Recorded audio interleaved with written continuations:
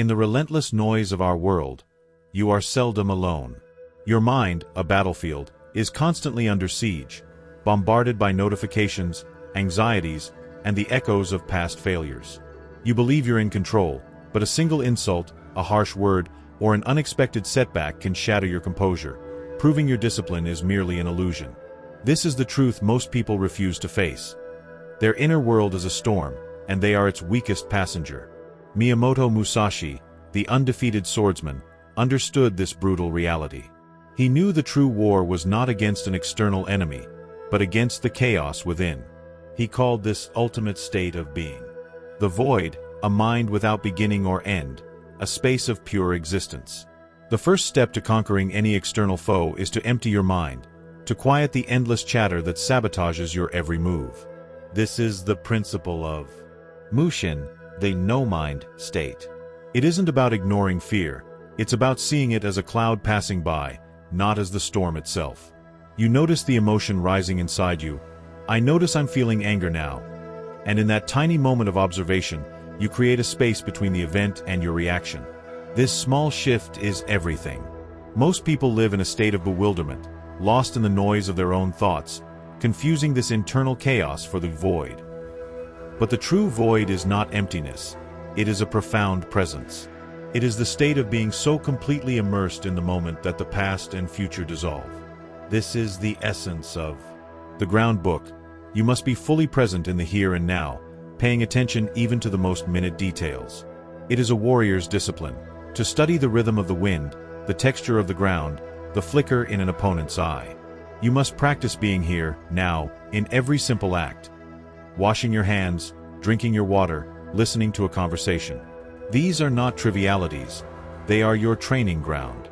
They are the repetitions that build the muscle of your mind, a muscle that will not tremble when the real battle arrives.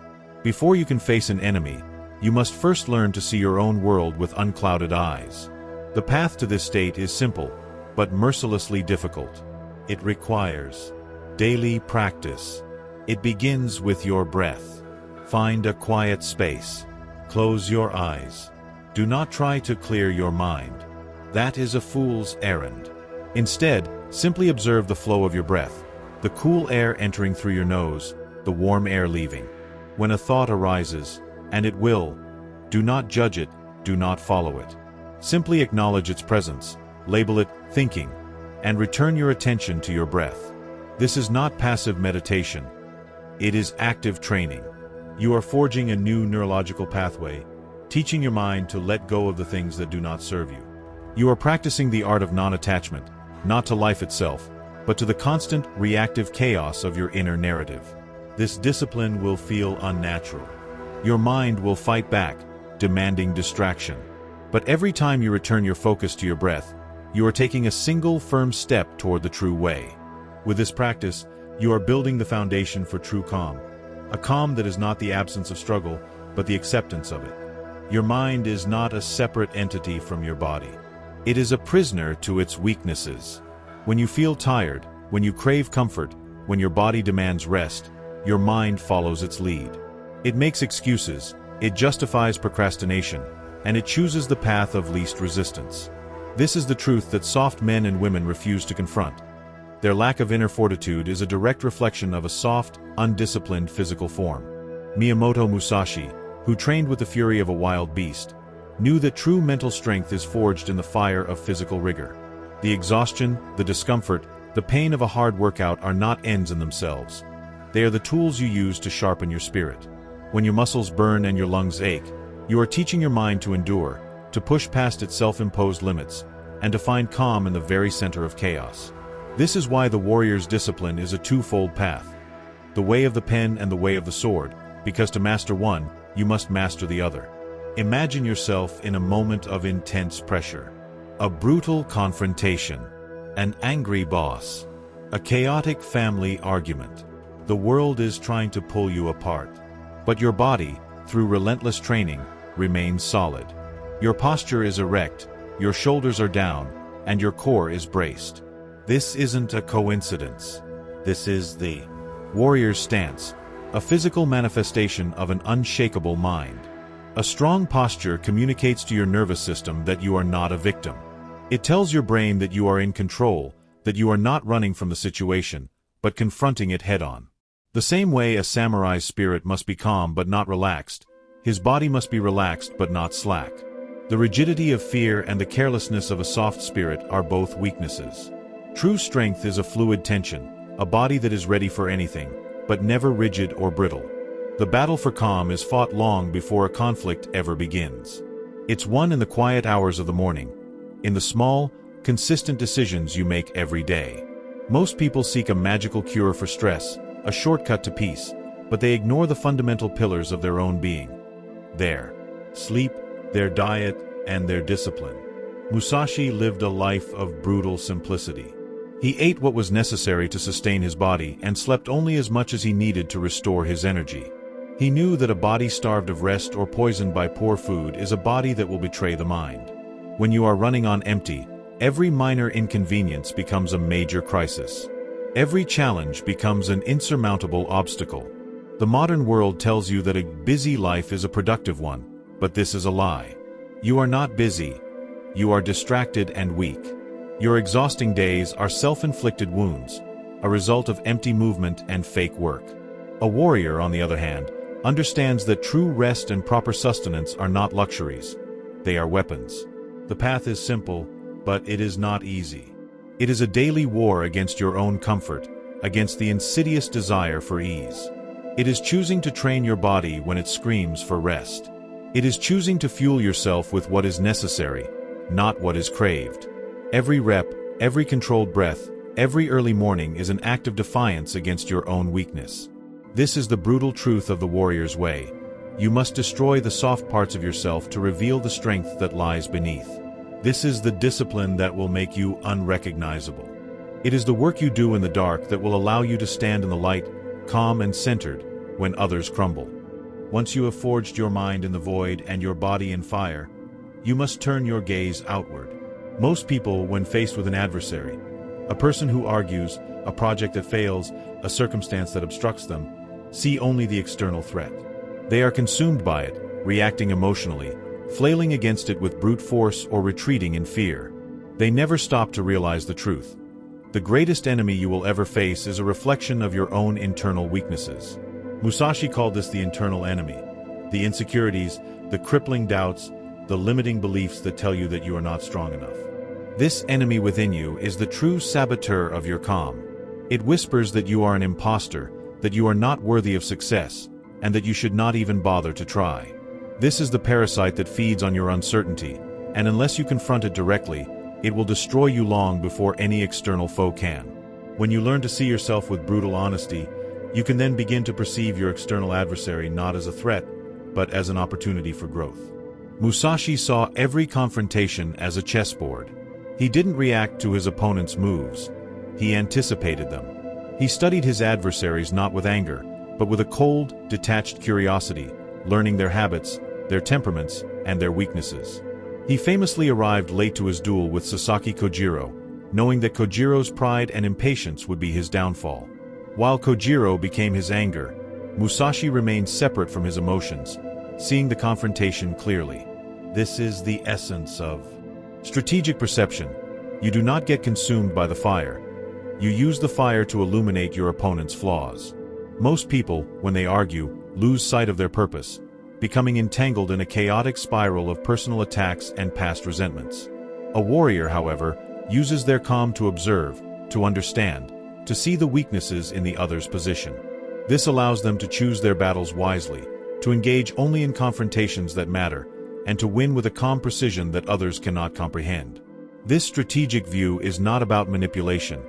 It is about efficiency. Musashi's entire philosophy was based on the idea of winning without fighting whenever possible. He understood that a confrontation is a drain of energy. His goal was not to expend force, but to preserve it. When he saw an opportunity, he acted decisively, but his first move was always to observe. He taught that you should not be easily influenced by others' opinions or pressures. Instead, you should analyze the situation with a calm mind, assess the strengths and weaknesses of all parties involved, and act only when the timing is perfect. It is about anticipatory awareness, the ability to sense what is coming before it happens. By profiling your opponent, whether it's an aggressive person, a difficult client, or a stressful circumstance, you can predict their likely emotional state, their true desires, and their probable reactions.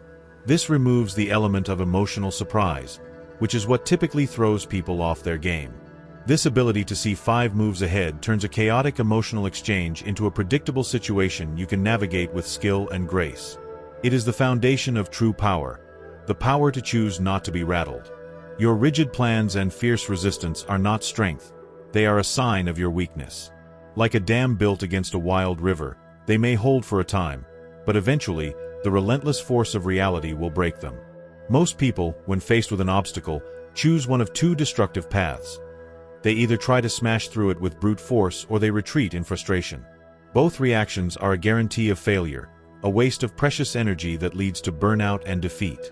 Miyamoto Musashi understood that the true nature of power lies not in being hard as stone, but in being as fluid as water. Water flows around any obstacle, adapting to the shape of its receptacle. It is both a gentle stream and a wild sea, but in every form, its purpose remains the same: to move forward.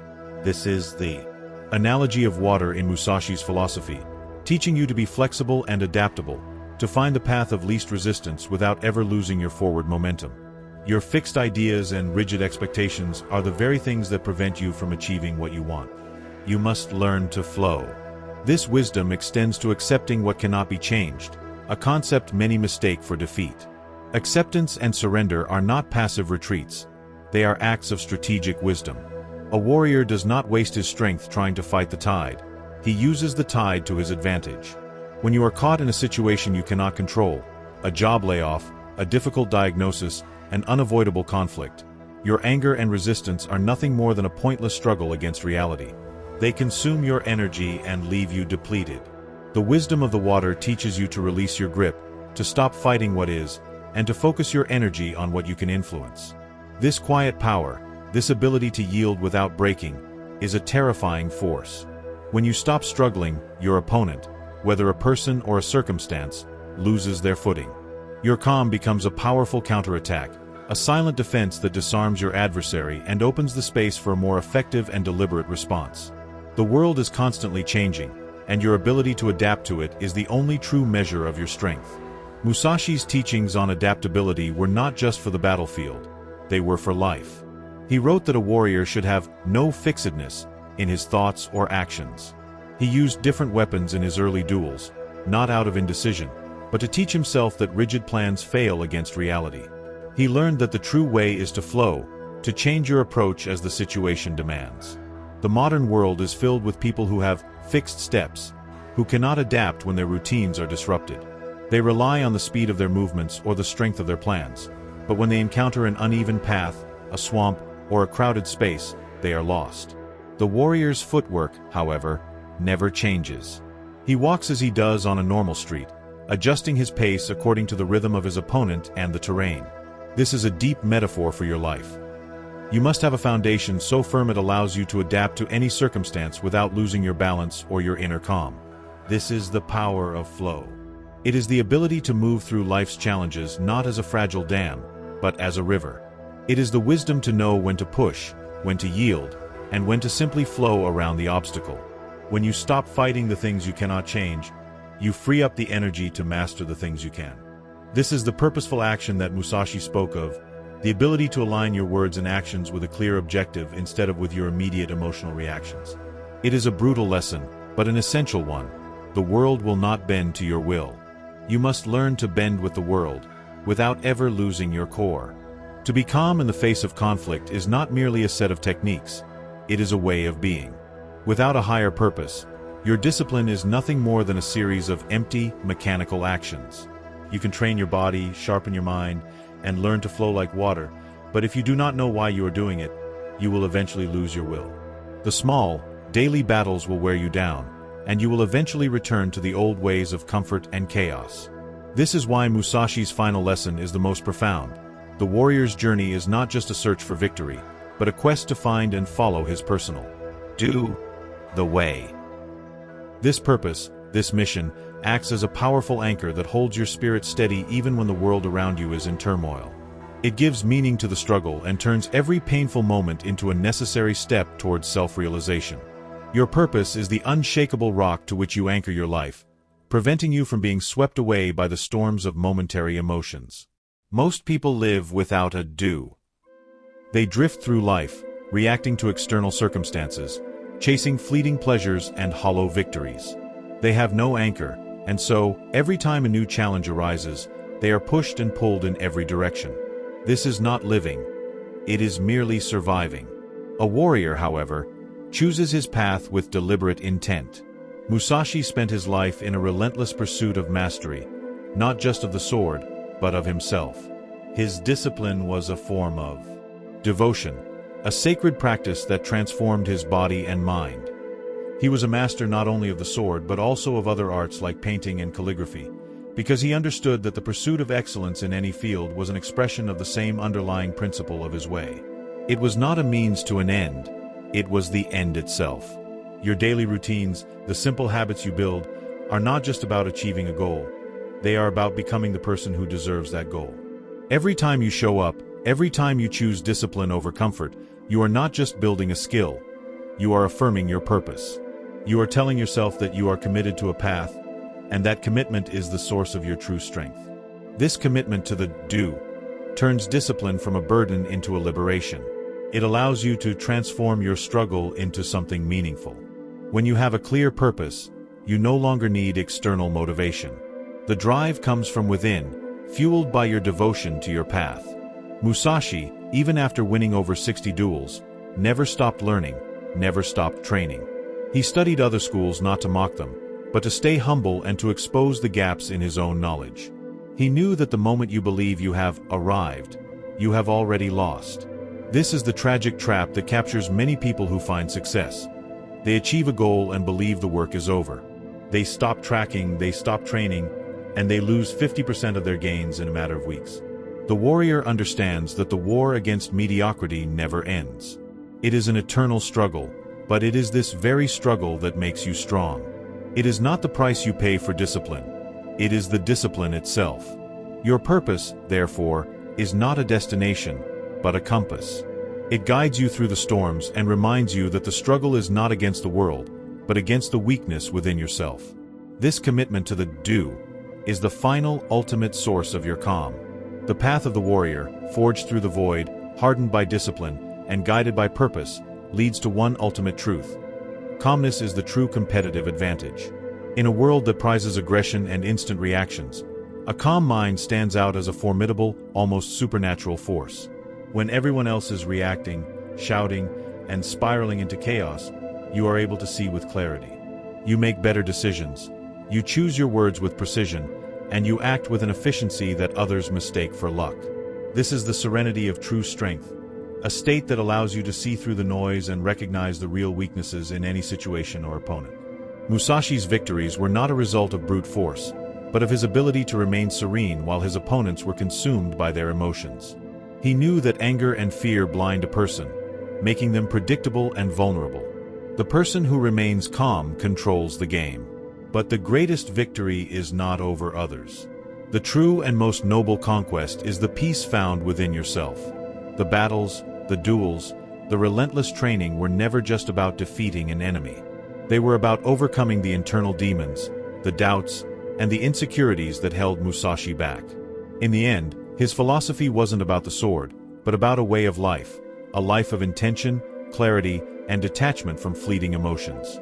When you reach this level of mastery, you discover a profound paradox. The external conflicts that once consumed you no longer exist because they only ever truly existed within you. By transforming yourself, you change the nature of the world around you. You no longer need to win every argument or fight every battle. Instead, you can choose where to invest your energy and understand that sometimes silence is the noblest answer. This path, the way of the void, is not an ancient, inaccessible philosophy. It is a brutal and beautiful blueprint for navigating the modern world. We face more conflicts in a single day than Musashi may have faced in a month. In traffic, on social media, in the workplace. The algorithms of our world are designed to provoke instant, emotional reactions. But the truly powerful person is not the one who shouts the loudest. It's the one who remains serene while others lose control. You can apply the same principles that made Musashi an invincible warrior to your daily life. Use emotional distance to separate yourself from your reactions. Practice anticipatory awareness to understand what's coming before it arrives. Use strategic breathing to maintain your physiological calm. And above all, be guided by purposeful action, aligning your words and deeds with a higher do that gives your life meaning beyond any fleeting conflict. The way is waiting. The question is, are you ready to walk it?